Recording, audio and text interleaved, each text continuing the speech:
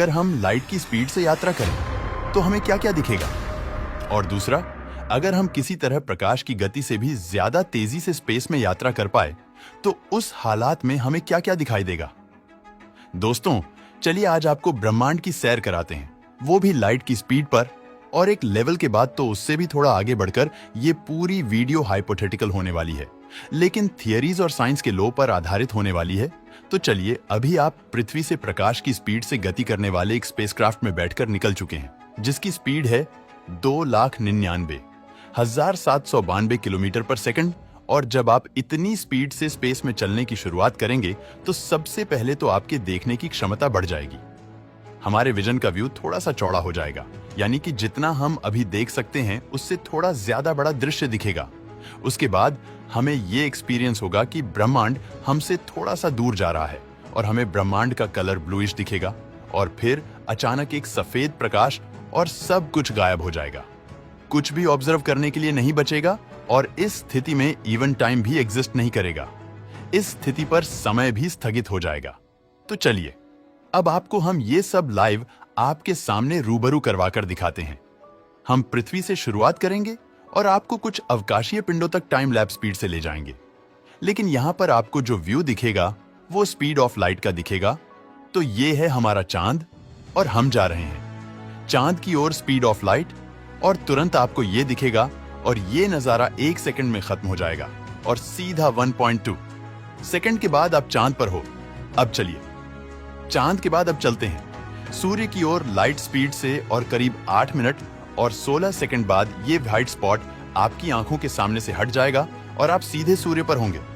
चलिए अब चलते हैं। अल्फा सेंटोरी स्टार सिस्टम पर पृथ्वी से निकलने पर आपको ब्लू स्पेस थोड़ा दूर जाता हुआ नजर आएगा और अचानक सब एक व्हाइट दृश्य में बदल जाएगा और ये सफेद दृश्य करीब 4.5 साल बाद हट जाएगा और आप पहुंच जाओगे सीधा अल्फा सेंटोरी पर। दोस्तों, आपने इन सभी तस्वीरों में एक चीज मार्क की होगी कि हम जब पृथ्वी से निकलते हैं तब हमें एक स्टार्टिंग पॉइंट दिखता है और जब हम हमारी मंजिल तक पहुंच जाते हैं तो हमें वहां का एंडिंग पॉइंट यानी कि वहां का व्यू दिखता है। लेकिन बीच में जब हम लाइट की स्पीड से यात्रा कर रहे होते हैं उस वक्त हमें बस एक सफेद प्रकाश दिखता है या बस एक सफेद ब्लाइंड स्पॉट दिखता है और कुछ भी नहीं दिखता है। तो फिर आखिर ऐसा क्यों?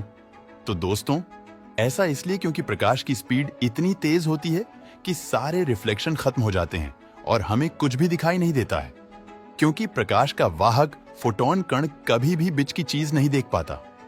पर दोस्तों, हमें तो देखना है कि प्रकाश की गति पर चलने पर क्या दिखता है, कौन से नजारे हमारे सामने आते हैं।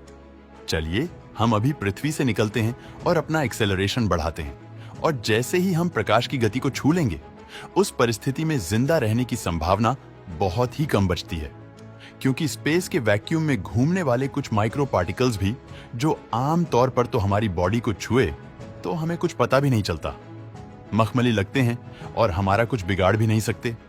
पर हम प्रकाश की स्पीड पर हो तो वो हमसे बुलेट की स्पीड से भी करोड़ों गुना ज्यादा स्पीड से टकराएंगे और हमारे स्पेसक्राफ्ट और बॉडी के चीथड़े उड़ा देंगे। ये होती है प्रकाश की स्पीड दोस्तों। लेकिन चलिए हम मान लेते हैं कि हम किसी तरह इस परिस्थिति में भी जिंदा बच जाते हैं, तो बाहरी दुनिया की घड़ी तो अपने टाइम पर ही चल रही होगी, लेकिन आपके लिए समय रुक जाएगा। आप प्रकाश की गति से बहुत ही आराम से यात्रा कर रहे होंगे और बाहरी दुनिया आपके मुकाबले बहुत ही फास्ट गति से फ्यूचर में मूव हो रही होगी। आपके लिए कॉज एंड इफेक्ट दोनों ही एक ही टाइम पे होंगे, मतलब कि आप किसी घटना का कारण और उसका रिजल्ट एक ही टाइम में देख पाओगे, नहीं समझे? दोस्तों, मैं समझ सकता हूं कि यह समझाना और समझना बहुत ही मुश्किल है, लेकिन सच बात यही है कि स्पीड ऑफ लाइट पर चलने पर यही सब आपको दिखेगा। दूसरी एक इंपॉर्टेंट बात, स्पीड ऑफ लाइट से आप सिर्फ 2 ही डायमेंशन को महसूस कर पाओगे और आपको अपने सामने ब्लूइश या अल्ट्रावायलेट चीजें दिखेगी, लेकिन अपने पीछे बस अंधेरा ही दिखेगा, क्योंकि आप फोटोन के कण की स्पीड से यात्रा कर रहे होंगे। चीजें आपको बहुत ही वियर्ड दिखेगी और आप प्रकाश के पार्टिकल्स यानी कि फोटोन को भी अपने साथ यात्रा करते हुए महसूस कर पाओगे। अब दोस्तों, ये तो हुई प्रकाश की गति से चलने की बात, लेकिन मान लो कि अगर आप प्रकाश की स्पीड से भी ज्यादा तेज रफ्तार से ब्रह्मांड में सफर कर रहे हो, तब आपको क्या क्या दिखेगा? तो दोस्तों, आपको बता दूं कि हम देख ही प्रकाश की वजह से पाते हैं और जब हम प्रकाश की इस स्पीड से भी ज्यादा तेजी से यात्रा करें तो कुछ भी देख पाना इम्पॉसिबल है।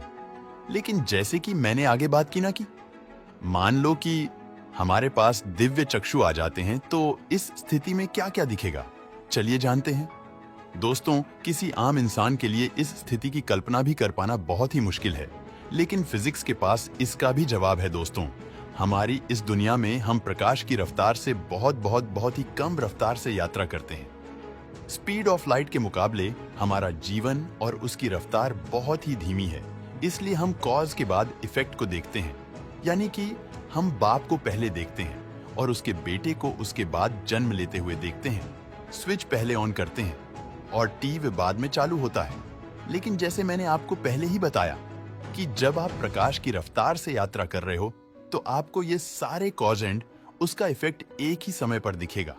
पर प्रकाश की रफ्तार से भी ज्यादा तेजी से यात्रा करने पर आपको इफेक्ट्स पहले दिखेंगे और कॉज उसके बाद दिखेंगे।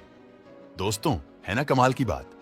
लेकिन जी हाँ, रिलेटिविटी के सिद्धांत के अनुसार आपको प्रकाश की रफ्तार से ज्यादा तेजी से चलने पर फल पहले दिखेगा और कारण उसके बाद दिखेगा। मतलब आप बाप के जन्म से पहले बेटे के जन्म को देख पाओगे। टीवी पहले चालू होगा और स्विच बाद में दबेगी। सुपरनोवा पहले होगा और उस सुपरनोवा वाले तारे का जन्म, उसके बाद किसी की डेथ पहले होगी और उसका जन्म उसके बाद में दिखेगा।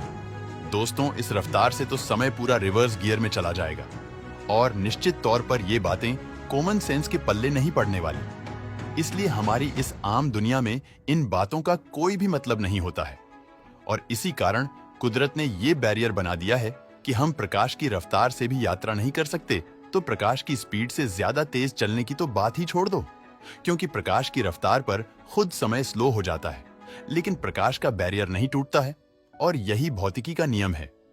दोस्तों, वीडियो पसंद आया हो तो लाइक और शेयर करें।